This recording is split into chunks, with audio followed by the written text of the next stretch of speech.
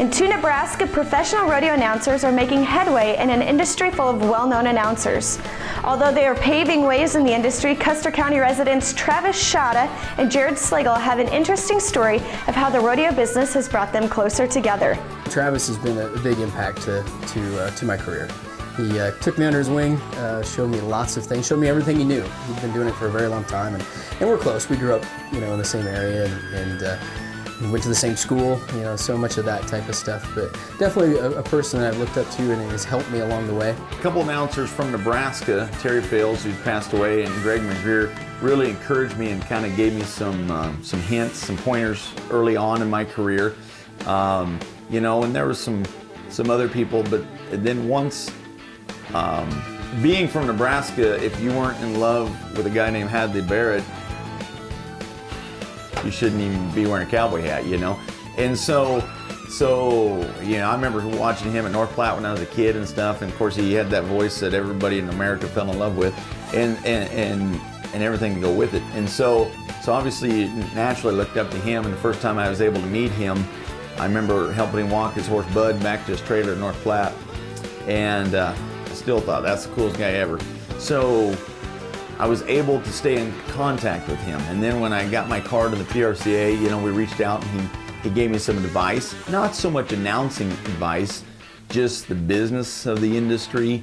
And then later on when we were together, we would talk a lot about announcing, about interviews, about the what to's and how not to's of things. And so he gave me lots of advice and lots of grandfatherly wisdom, and he didn't have to. He helped. I'm just a pawn. He's helped 20 other people just like me, and so he was very influential. And then I was able to share the mic with him on several different occasions. And in 2016 with Hadley Barrett at Nebraska's Big Rodeo in Burwell, and it was just a dream come true for me. In a competitive industry, Slagle and Shada are allies in the business and have worked closely together on many events. In several circumstances, you'll find Travis behind the mic and Jared as the music director. The two have also co-announced many events. The great thing about probably the fact that Travis and I are so close, we may talk on the way there. We talk about different places that music can enhance the event. They can help him along the way with that. So it's been kind of a great marriage, if you will, to be able to do that. We've worked enough performances together that it's almost poetry in motion.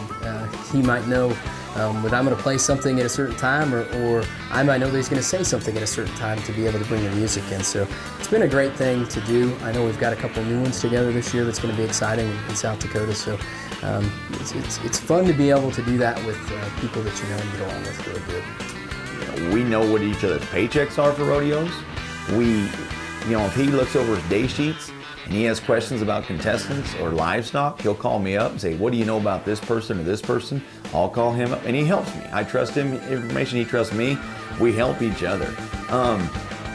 And we've never looked at it as enemies. Yeah, we have bid for the same rodeos, and if you will, but no matter who got it, the other one was happy for the other one. It wasn't like cut your throat, knock your knees out, Tanya Harding thing. We really supported the other person and was happy for him and said, man, go get him, and you got talent and have fun, enjoy the rodeo, you'll do a good job. And so it's always been fun that way,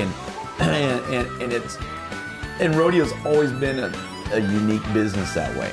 And find out where Good Life Western Sports will be this weekend when we come back.